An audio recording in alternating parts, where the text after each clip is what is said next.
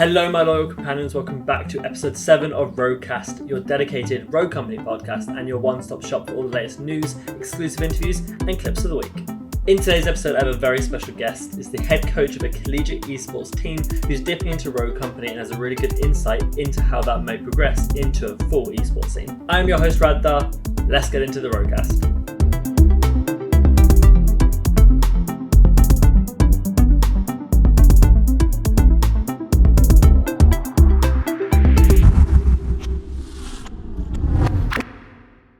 Okay, so starting off with this week's news, there's been a lot of good updates coming out of Rogue Company and the development team. Firstly, I'm going to start with having a look at the different rogue character changes that they've been bringing out over the past few days. There's 3 rogues that are looking at being changed right now. They include Shark, Anvil, and Ronin. Shark is actually getting himself a buff, so the amount of time it takes for his ability to fully decay has gone from 7.5 seconds all the way up to a whopping 15 seconds, so double the amount of time that he has that additional health as it starts to decay, which is really, really good. Probably a bit too strong, I think. They might have to tweak it down a little bit, but it's a good buff nonetheless. When it comes to Anvil, what they're doing is they're adjusting his passive slightly to stop him being as useful on attacking side, and what they're doing is they're taking away the immunity from slows and taking away the immunity from EMPs, so he can now be disrupted by those things. He will still be okay in flashbang grenades and actually in the disorient effect of a gas grenade. Ronin's actually getting a small tweak to her knife in terms of the explosion radius damage, and instead of it doing 125 damage when it explodes when you run past it, it's now only going to do 100, meaning that those rogues who buy Headstrong will not get one shot by it, and it kind of stops them getting one shot when they do the classic throw the knife and shoot it to explode it as in like a really, really quick grenade. So that's now getting a little bit of a tweak, a little bit of a nerf to adjust her slightly. They confirmed that all of that will be in the next release, although they did bring out some other information about things coming down the line as well. Included in this was some screenshots about the new player identity system, so that you can have your own calling cards and emblems based on the different rogues and things like that. I don't personally care too much about it, but I'm sure people do. I know people like the cosmetic options, so it is going to be there for you, which is pretty cool. There's also been some speculation about the potential for charms to be added into the game for your weapons. This comes from one of the original trailers where you can see a charm on the end of the gun. This is quite interesting, again, just a cosmetic thing that I'm not too fussed about. But the big thing that was shown from one of their reveals was actually what it looks like when you progress up a rank. So at the end match report, what it looks like in terms of the ranked progression there. And this wasn't anything crazy, it didn't look amazing, it wasn't anything spectacular, but what it was showed us that there's progress happening with the rank development, and that people are actually getting into games in the testing and have a system to then upgrade and progress within it, because that's all that shows us. I'm very, very excited for a rank, as I'm sure many of you are, and I'm glad that we're getting a bit more information. There was speculation again that it could be months before rank's release. I do think they're quickening up the timeline, and I'm hoping it will be with us sooner rather than later. And the last bit of news that I wanted to mention was actually the 100 Thieves live action gameplay that they did, all getting dressed up in different 100 Thieves Rogue Company outfits in real life, live action, and doing like a trailer. It was a fight scene between Saint, Phantom, Ronin and Dima, which I think was absolutely incredible. It was really good to see them getting so involved, and I look forward to seeing where that partnership could lead and take Rogue Company in the future. Okay, that's it for the news, but I'm now going to take you on to my exclusive interview with the head coach of a Collegiate Esports team.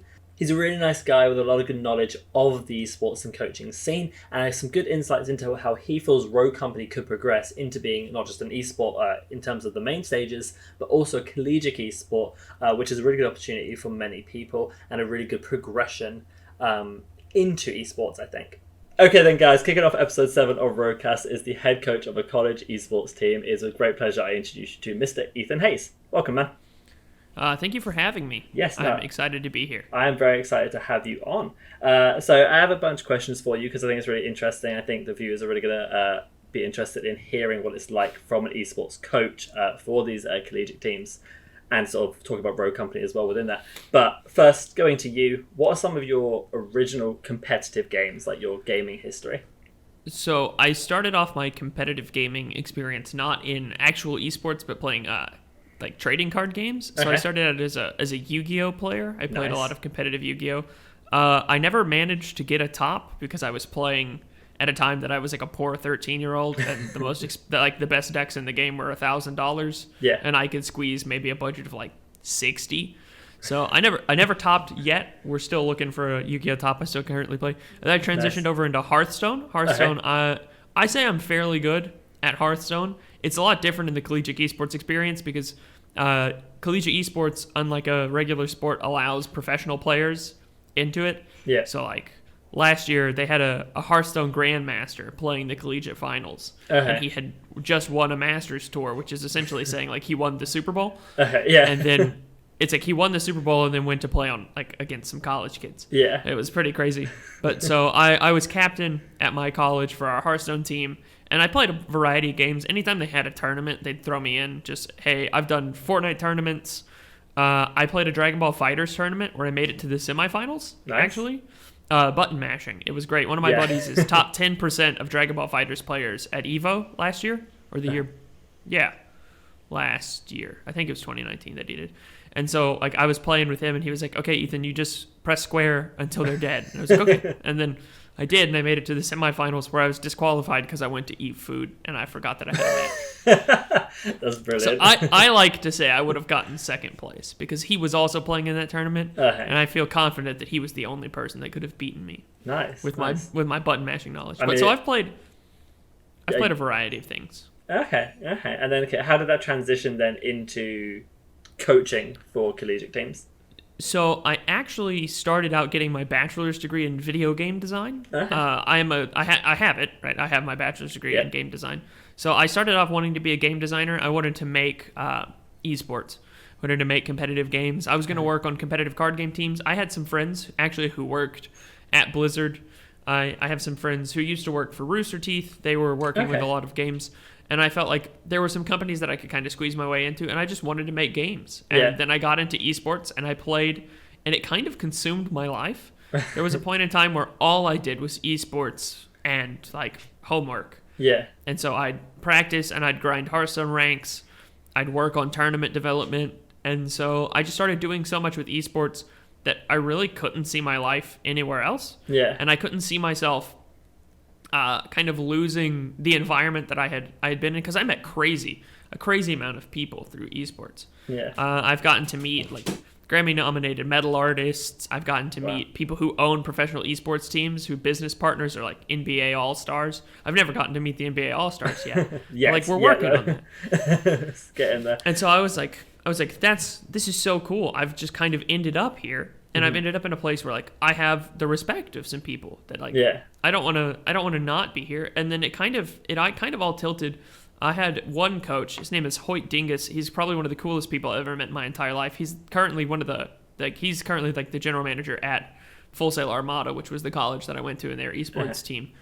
And I was like, I just want to be Hoyt when I grow up. Like that's honestly what I want to do. Yeah. And then like I met more of the people that were kind of working behind the curtains. I was like, wait a second, I want to be all of these people. Yeah. Like these are some of my best friends. And because of that, I just ended up talking and spending more time with them, and then slowly decided that I was like, screw making games. I just want to coach them. Like I just want to be a part of games. Yeah. Even if making them is like not what I end up doing. And the game design field is kind of toxic, if we're going to be honest. There's like a 5 to 7 year average of how long you're going to be doing game design, which is crazy. Yeah. Right? You go, you spend all this money on a degree, you put all this effort into it, and then you're used up in 7 years. Like that's not really sustainable. And I feel like the esports is growing super fast and growing super hard.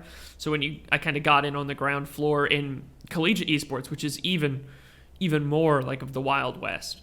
Like nobody knows what's going on with collegiate esports right now. It's just kind of people like scrounging things together. Yeah. And so like I got on the ground floor, and I'm trying to ride it out to see just what I can create and what mark I can leave on this industry. And what is your goal? What mark would you like to leave in the future? If you have to be remembered for something, what would you want your legacy? I want to revolutionize the direction that collegiate esports takes place in. Because right now there's a saying, if somebody brags about being really good at esports, but they're in collegiate esports, they're not good enough to be in real esports. Yeah.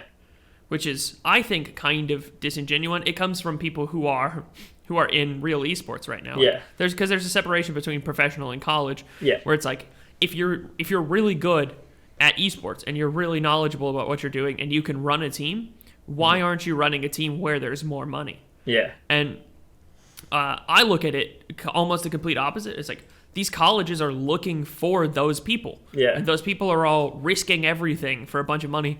I wanted stability. The collegiate scene has a lot more stable. Yeah. It's a recruitment tool. Colleges are looking at it to bring in players, to bring in students, to generate like more tuition coming in. And because of that, like, I don't have to worry about if I'm ever going to get a paycheck. Yeah. I don't have to worry about it if I'm ever going to be able to find players. Because they naturally come to me, which is hard. Go on. Yeah. The contract is a lot easier. It's right. We're giving scholarships away. I'm not really having to argue with like, oh, you can't do this because of the fact that like, I'm paying you. I have to do this. It's a college kid. They're not getting as many offers yet. They're not getting as much attention from people. But I want to change that, right? As I make friends within the professional industry, I want to be able to be like, hey, I have collegiate athletes that are essentially, it's a 4-year training camp, right? Yeah. They're spending 4 years figuring out the esports environment, and then I'll just send them to you free of charge, right? You show interest in my program, you show interest in helping me develop my program, and I give you athletes. Yeah. And then from there, I look at high schools. I'm like, look what I'm doing. I'm giving students scholarships. I'm taking students that might not have gone to college, and I'm bringing them to college to play, right? Because of this, they're getting degrees. You're showing that on your high school resume, like your high school's like statistics, being like, look at all these students that we're putting into college. Yeah. And then you can also be like, these students are leaving our high school esports programs into a college esports program, into a professional esports program. Like it bridges the gap between kids who want to play video games and the legitimate business and industry that is like esports. Yeah, and I think that transition is, if we think about it, really normal, isn't it? Like, in terms of like what people would consider traditional sports, of like joining like American football, like the NFL and stuff. It does go through that high school to collegiate to then joining the NFL, and it's only now that the esports scene is, I guess, trying to fit into that gap somewhere. So where do you what's your view on the whole esports isn't a real sport debate? How do you find that? I think it doesn't matter if people don't think that esports is a real sport, because esports is esports, right? If you don't want to put it in a section with baseball and basketball and football, I don't care, because we're doing tournaments. Yeah. We're packing arenas. We're holding events during COVID. Enjoy your cardboard cutouts in the MLB, right? We've been having digital events run well for years, right? Yeah. Like League of Legends Worlds. Oh, like dude. Each match capped out at like 2 million people. That's ridiculous. Like, yeah. even the matches nobody wanted to watch had over 1 million viewers, and that's saying something. Yeah. They did a collaboration with Louis Vuitton for the League of Legends trophy this year. Yeah. Obviously, there's legitimacy in this industry when like everyone is trying to get in. Even like I like to pair esports and streaming a little bit, because I think that they kind of go hand in hand. Like, not all streamers play esports, but most esports are streamed, right? Yeah. So like it is a way for us to market our athletes on the side, and has become kind of like worked into every esports contract of, you have to stream a little bit. Yeah. And everybody's trying to get into streaming. Yeah, 100%. Right, like Jack Black started a gaming YouTube channel. So I watched Soulja Boy play Among Us the other day. Oh, wow. Was he good? That was not... I didn't stay long enough. It was more the audacity. It was like, Soulja Boy is playing? Logic is hopping in. And all of these people are also like going into esports. I remember the commercials. They ran a TV commercial a long time ago about Shaquille O'Neal like buying a Counter-Strike team. Yeah. And that was crazy. But it's being looked at like $1 million industry, because it is. Yeah. And so exactly. I don't think that you have to compare the legitimacy of esports to the legitimacy of real sports, because like one of them is sustainable, I believe, a lot longer. I believe the esports is far more accessible, far more sustainable, and will create a longer lasting impact than like physical sports. Especially because of like the health reasons, right? We have to worry about football players dying from them hitting their heads against each other too hard.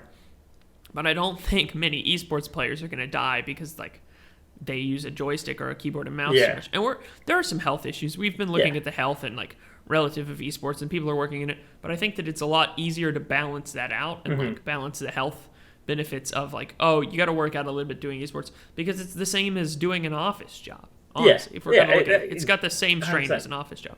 Yeah, and I would agree with that. I think the counter argument to is that they say, well, it's eye strain and back pain and things like that, but those are long term effects. They're not like a sudden impact like in American football of you hit your head and that's it. You're out, you're done. Yeah. It is a long term effect, and those can be diminished. Do you think? And it's like a lot easier to balance that, right? Like, exactly. the eye strain. Yeah. I have a $60 pair of glasses right here. Mm-hmm. You can notice if I tilt them, it blocks all the blue light, right? Mm-hmm. That fixes eye strain. It completely mellows the experience and just makes everything better. Shout out to Gunner. I'm not sponsored, but they rock. Okay, so then going on to that, and I guess talking about how early you can spot this, is what qualities do you look for in an individual, like competitor athlete, and a team as a whole? So, one of the things that I stress the most is I'm kind of a lackadaisical esports coach because I think it's all about branding and like notoriety over skill. Because I look at like football teams in America, like American football teams. You have the Dallas Cowboys, which like the Dallas Cowboys are generally really bad, but there are people that would die for the Dallas Cowboys. Right, and we saw that a little bit with like the Taipei Dragons in Overwatch. I think it was the Taipei. Like they went like 16-0 or like 0-16. Oh god, my nose itches really bad.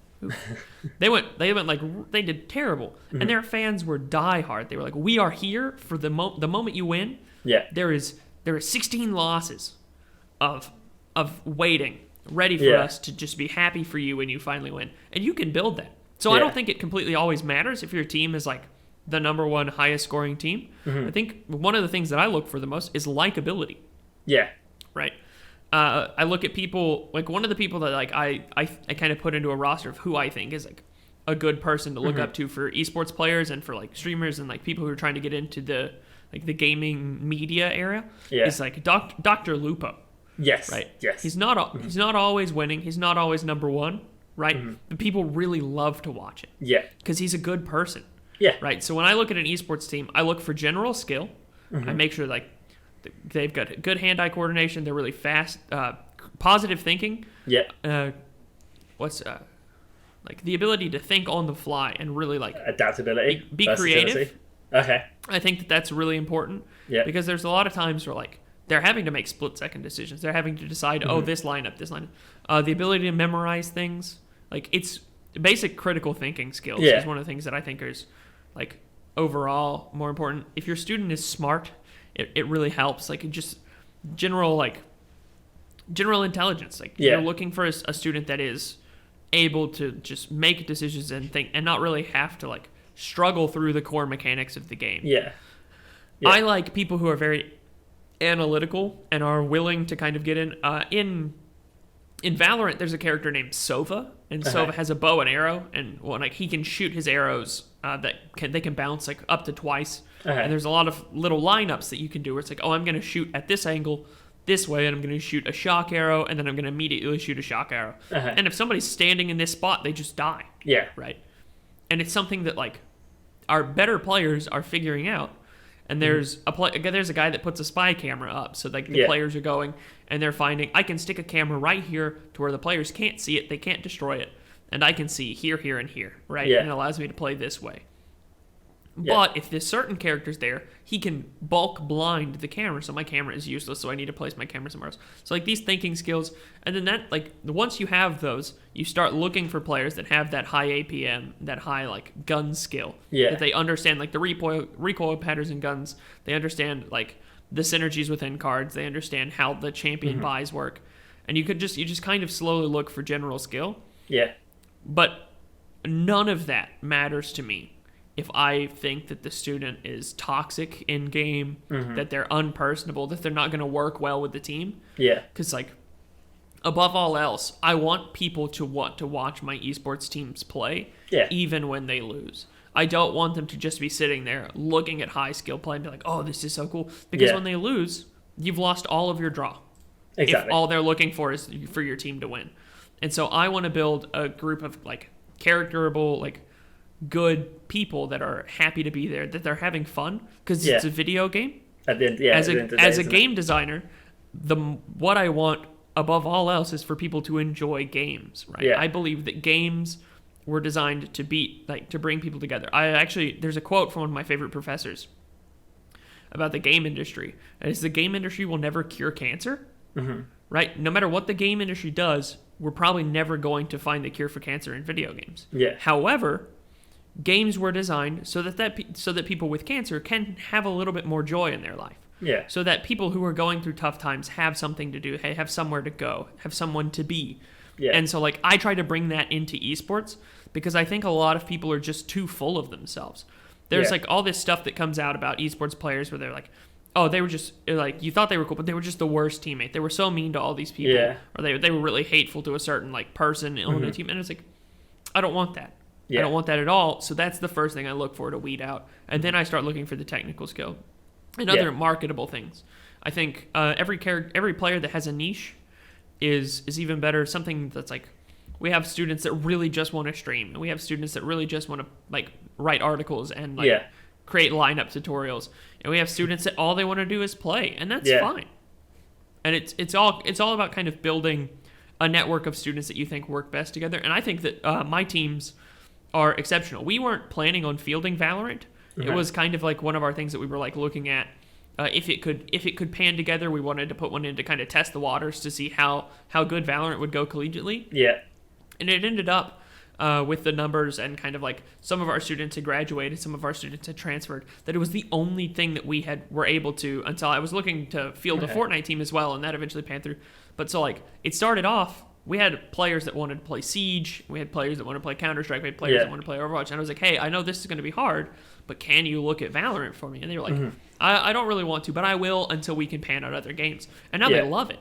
Every day, we started off they were tilted every third game. By the time we got to our third match, they were so tilted that I cut practices down. I said, we're only going to play 2 games of practice. Okay.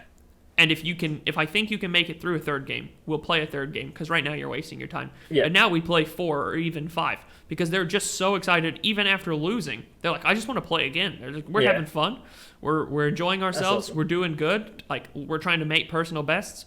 And they're really trying and they're really pushing themselves to be better. And that's something that I look for within a team, honestly. Yeah, I like that. I think those qualities are good. I think it could be very much summed up to, in terms of toxicity, you can talk about people without an ego, right? People who aren't being really egotistical and trying to be the best and things, isn't it? I even think it's okay sometimes to have an ego, right?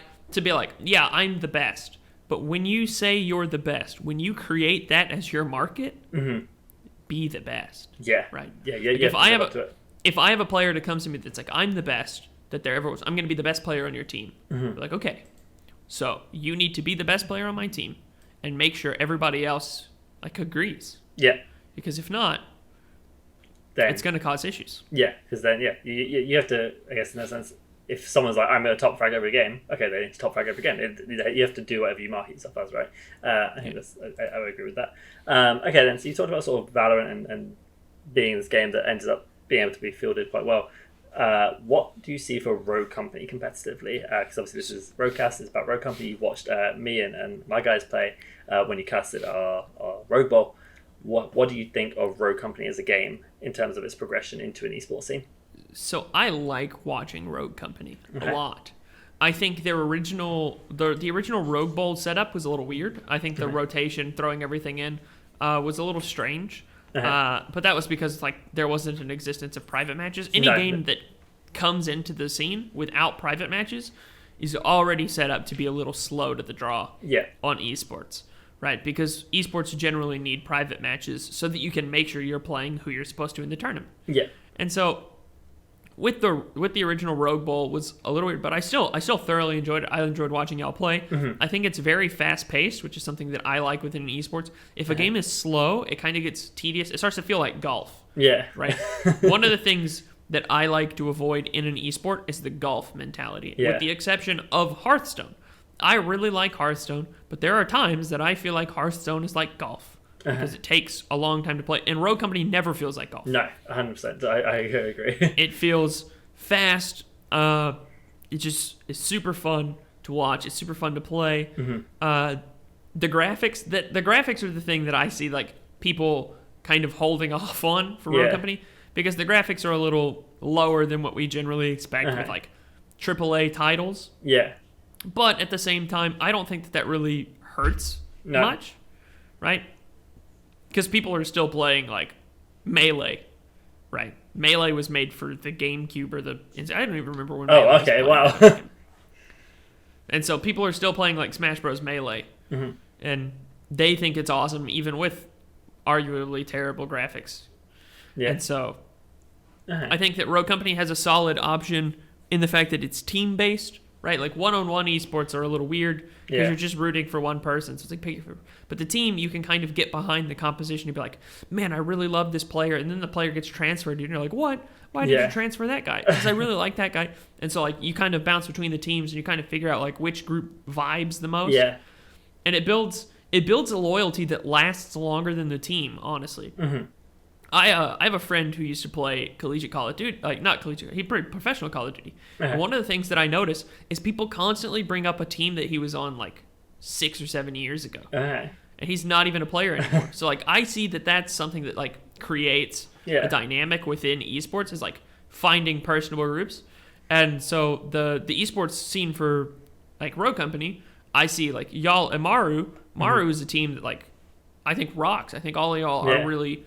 You're putting your best effort in. Y'all are incredibly smart at the game. A lot smarter than some of the people y'all played during the Rogue Bowl, right? Like, we make the Pandora's box joke all the time. Like, you completely abuse the mechanics, and it has something like that. Yeah. It has the option for higher thinking. If they would have utilitied that box, if they would have done something, it would have completely countered you. But we got to watch. Are they going to, oh, they ran into the box. Oh. Yeah. And so, like, literally. it's a tactical shooter. Yeah. But it's not a tactical shooter. Almost, because it's faster paced. When I think tactical shooter, I think slower paced, like being methodical, taking your time, lining up angles, trying to hit this. And so I feel like it fits more into the category that Overwatch does of a MOBA shooter. And it feels like Smite. I've kind of realized one of the things about Smite is that it's kind of played as a third person shooter, right? And so like they do third person shooters pretty well at high res. And so it does kind of feel like they tried to answer Valorant, but then recreated kind of like an Overwatchy Smite experience in the pacing and the way that it works. And I think it works well. I think that it's really fun. I think that it's fairly fresh. They're not really creating anything that's too disgusting, not too like overbalanced. They're not really doing a bad job with the balance issues or anything. But yeah, I would definitely say that the balance is pretty good in the game. I think like even like currently there's one gun that was just released that I think is because they just added their first new rogue that is kind of like ridiculous. Like it's got literally no recoil. I think the DPS, if they're gonna have no recoil, the DPS could be dropped down a little bit. Yeah. But it is an interesting... The first round I played with her, I played that gun, and I did absolutely terrible. I think it was because I was expecting recoil, and there just wasn't, and so I wasn't, like, adjusting well. Or, like, I was having some problems, like, kind of figuring out how her abilities worked. Yeah. But I feel like that was an interesting addition, and Rogue Company is honestly on a solid option to become a collegiate esport if they get the support, and if they find people who are willing to push in that. And I think that Hi-Rez could do something cool with it. I mean, it's 4 players. It's within that realm of like esports never really go past 5 players on a team. Yeah, like generally you have 5 or less people playing esports, and so Rogue Company fits into that. It's not really unheard of, and I think it builds a good team, and it's got really strong game mechanics. So I feel like they could do a good job if they just push for the support, or if they find a league that'll play them. And I'd field a team, honestly. Like, if I could find players that wanted to play, and I found a collegiate tournament, even if I didn't find a collegiate tournament, I've thought about trying to find people who were just interested in playing Rogue Company so I can see how it goes. So I can see what it would feel like for a collegiate team.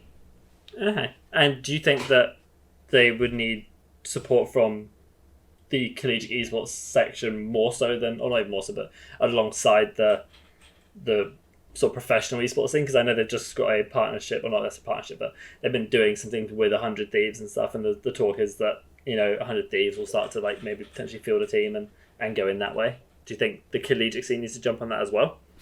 I'd like to see them endorse it a little bit more. Rogue Company, I haven't checked the numbers, but I know that it's not being talked about very heavily in the collegiate scene yet. I don't see anybody talk about it too much. besides, I see coaches who are also streamers playing it. My friend Hoyt plays it. A bunch of collegiate athletes from, like, that I was friends with from Full Set that when we were playing, they play it. And so, like, we kind of, like, we've seen games pop up, but nothing really crazy. And then I had a friend that just started hosting Rogue Company tournaments, not for the collegiate scene, but I'd like to see him kind of push in and try to find some of these college teams to kind of be interested. And all it would take from Rogue Company is an email, I think. Like, hey, we want to do Collegiate Rogue Company. We want that to be a thing. Yeah. We want some collegiate teams to field teams so that we can convince. We want you, like, just say, are you interested? Right? Yeah. They could essentially, like, you know, like little kids, like the little message, like, do you want to be my girlfriend? Check yes or no. It's like, do you want to play some Rogue Company? Check yes or no. If enough people check yes, we might put up the first scholarship prize pool for, like, this league and convince a league to pick it up. Because there's so many leagues. Yeah. Right? There's so many people that they could pick it up through. They could do through freaking NACE. They could do it through CSL. They could do it through Play Versus. They could do it through their own proprietary thing. Yeah. Right? There's just so much of it. And so they could really... all it takes, I think, is a little bit of initiative. And there's enough colleges in America and around the world that somebody would want to play. Yeah. And somebody would try to play. Because I have students that are interested in the game and they think it's fun, but they haven't really tried too hard to push into anything competitively because there's not as much support as there is for other games. And so... Yeah, I think a lot of that is probably because the game's actually in beta. It's just going to open beta. Exactly. And like we don't have a rank system yet. We have a spectator mode in the custom. So I think we kind of need to get out of beta first, don't we? Before any of this sort of stuff can take on, which is annoying because the game is, at least in my world, in my sphere where I am, it's so hyped. It's so people are really excited about it. Kind of like you said, they're on the edge of their seats, waiting for something to happen with it. There's a bunch of community tournaments basically daily at this point. There's always a tournament at some point during the day for someone somewhere, and it's like the game's like ready, but we're just like the high res are fast with it. Like they're trying to be as fast as they can. Like there's updates daily. There's new content added weekly. Like everything's moving, but it's just like we're still 2 steps ahead of them. And I feel that's kind of almost hurting them because it's like everyone's ready to jump on and people will stop being ready soon, right? And I don't think that's their fault even. No. It's very hard from a design perspective to be like, oh, we're rolling something. And they're like, oh, this is way more popular than we wanted. But they seem to be a company that is willing to kind of take that hit to make sure that the product they put out is good. Yeah. There's a lot of companies that will roll out bad product because they realize that it's a little bit more hype and they want to ride the hype. But then the hype is automatically destroyed when people get something that they were waiting for. Yeah. And it sucks. Right? One of the original designers for Nintendo, right, used to say that a delayed project is eventually good, but a rushed project is bad forever. Yeah. And so, like, when you're coming into an esports scene that is already hyper saturated with all of these esports, you have to be a good game. You can't be a bad game and make it. And I think that that's kind of the thing for every esport, like, that's trying to become an esport right now. Every game that's trying to become an esport, it's like, take your time. Don't take too much time. Make sure that you are working hard to get it pressed out as fast as you can with it still being good. Yeah. Right? Don't crunch your employees. Do not overwork your employees because the internet will get mad and they will boycott your game for no reason. Yeah. Right. They will get incredibly angry because crunch is bad. But so you take the time that you need to get the product out right, and then once it's out right, you push. Yeah. You push yourself into it. It's kind of like you make a whole lot of noise and then apologize for being too loud later. Yeah. You got to make sure that you get known and you get heard of. Yeah, 100%. And I think they have the full opportunity to do that. Yeah, I mean, I know they've been trying like with sort of sponsored streamers and stuff and sponsored creators and whatnot, and that's kind of like I feel like this probably happens with every game, but Rogue is the first game that I would say I'm a content creator for. I'm definitely a content creator for. I make content, but there's a little backlash in the community about people not like annoyed that they're promoting these streamers, these really big streamers, and not focusing on like content creators in the community, which I completely disagree with. Like I think like why would I get paid to do what I'm essentially already doing when the game needs hype? Free before they ask. Exactly, I was doing it for free before they asked. But as people like Ninja and people like Shroud and people like Drifter, who have these big audiences already, can promote the game. I'm not going to promote the game. Like, I'm not going to make the game bigger. I might be here for when we have numbers, but I'm not. I think that's a good approach to take too, from like a personal level, and like that shows a lot of humility and a lot of like almost pride in what you do. A lot of people are too quick to assume that because they are big in a community of no one, that they are big. Yeah. But there is no comparing. Even to say like you don't compare to Ninja. No. Like you're a good streamer, and I really like you, and I like the way that you create content, the way that you like present yourself. But Ninja has created an empire, right? Like literally an empire. The dude's face is on underwear. Right? Yeah. Like, it doesn't get weirder than that. Like his name instills the idea of money. Yeah. Right?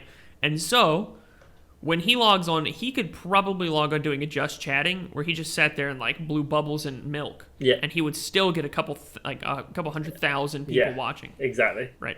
And because that happens, they pay him money because they'd much rather him just generate numbers playing their game. And it fits in all those cases, right? Exactly. Like Tim the Tat Man, right? Yep, exactly. Courage, right, like, Drifter, who's taken up the YouTube scene. They've asked him to make guides because he's big in the Call of Duty scene. But yeah, no, I completely agree. Like I think it's a smart move because we need the hype. If we want the community to grow, we need the hype for the game, and we need people to play it, and then great things can blossom from there. And there's the saying, a rising tide raises all ships. Yeah. Right? You can create something out of them bringing those people in. And I think it's a lot of people like just deciding that they need more, like they deserve more, like for what they've created. Yeah. And it's like they haven't really created enough yet to deserve what they got. Yeah. And you see that a lot with streaming and like content creation of people really like trying to get everything that they feel like they're entitled before they're actually entitled to it. Yeah. And it comes from a difficult situation, and it can cause some strife, right? It's like, how dare you not support these people that are working? And I feel like a company could throw a bone to somebody who's working. I agree. Right? It's like, oh, we see that you're doing something really nice with us. Thank you. Here's a little gift of appreciation. Yeah. But at the same time, right, if you're not really creating a big name outside of that one game, right, you're not bringing in any new numbers. Exactly. Because of the fact that, like, if you are the biggest person in Rogue Company and all of your views come from Rogue Company, who's downloading the game? Yeah, exactly. Right. All of these people are already fans of Rogue Company. What you need is people who really like Fortnite, which people like kind of gloss. Like, nobody really pays attention to, like, that they're in the same genre, technically, because they're both third-person shooters. And, like, so, like, you need people who like Fortnite being like, oh, it's on the Epic Game Store? It's a third-person shooter? Let me give it a try, because I'm already good at a third-person shooter on the Epic Game Store. And then you've got the Fortnite players hopping in, and they do jumping shotguns, and it completely changes the Rogue Company thing. Because I remember, like, wigging you out. We were in a shotgun battle, and I just started hopping around. Because, like, that's what I knew to do, because it was third-person shooter with a shotgun, and that's what you do in Fortnite. So it was like doming people, jump shots. Yeah. It's like it creates the game, and you're gonna pull that in from a scene that without people like Ninja, without people like Shroud, they wouldn't have been here. Exactly. Okay, well that's pretty much gonna take us to the end of the podcast here, and what I like to do is I'll let you have a chance to plug anything you want to plug in terms of yourself, your own socials, or anything from the college, because I'm sure people will be really interested in seeing how your coaching's paid off, I guess. So anything that you want to let people know of where to find you, you can do that now. So you can follow me on Twitter at swanky_squid7. Cool. That's the number 7, not the word 7. Yeah, it'll be linked in the description as well. Yeah, and you can follow the college's Twitter at wvwc.edu. We do Fortnite and Valorant right now. We're working on more games. We're working on more content creation that we'll be pushing out pretty soon as we get the ball rolling with some pretty crazy stuff that I have planned. Hopefully I'll be doing some Rogue Company content eventually. Nice. That's something that I kind of want to push with. And then if you want to go to college and you want to play esports, right, go to wvwc.edu, and then in the top right corner is a big button that says apply. And I want you to apply to go to college here.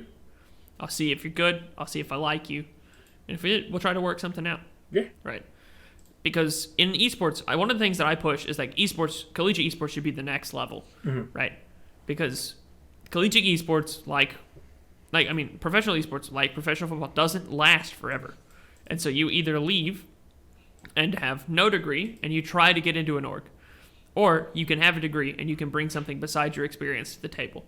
Because the odds are a business degree or a general studies degree or any degree plus your collegiate esports experience is going to edge out somebody with the same amount of esports experience. Yeah. And a no degree. Yeah. Because that's just how the world works a little bit. Yeah, degrees open doors, don't they? But yeah, no, I think that's a fantastic opportunity. If anybody is interested, definitely go check you out. I think that's a really great thing. I wish my university had some sort of esports program that probably would have incentivized me a lot more as well. But no, awesome. Thank you very much for being on. No problem. Thank you for having me. I really enjoyed hanging out, man. Yeah, me too. A big thank you to Ethan for coming and sitting in on the podcast. He's a really nice guy, and I think he explains himself and his thought process of where Rogue Company Esports can go really, really well. Now, though, we're going to move on to our clip of the week, one of my favourite sections, and today is going to come from Mr. Fry Guy himself. If you haven't checked him out, his link to his Twitter will be down in the description. He also does Twitch and YouTube if you want to go check them out from there as well. He's a really good Anvil player, utilising the shotgun and the bat really well in this clip, but let's see how it plays out. Here we can see Fry Guy as Anvil trying to stick the res, asking for a little bit of covering fire. He's getting shot at, but the Phantom Smoke does come down to give him that cover. He's got his bat out currently, now about to be in a 1v4 scenario. Does get an amazing bat throw. We are on pistol rounds, so bat is super useful. Another bat throw consecutively. He's got the Executioner out, an absolutely deadly gun if he can use it. Can he beat the SMG style pistol from the Lancer?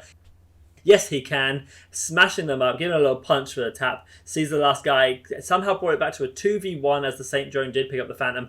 Oh, he just misses that bat throw. He's going around with the pistol and an easy clap there at the end for Fry Guy. An amazing play. Okay then guys, that's going to take us to the end of RogueCast. If you did enjoy, make sure you leave a like and subscribe to this channel so you don't miss out on the weekly episodes that drop here. If you want to see more from me though, I do daily educational guides for Rogue Company here on this channel, so drop a sub if you want to see some of that as well. Other than that guys, all the links you're going to need are down in the description below. I hope you have a fantastic day, and remember, be loyal, be brave, be relentless, and I'll see you in the next video.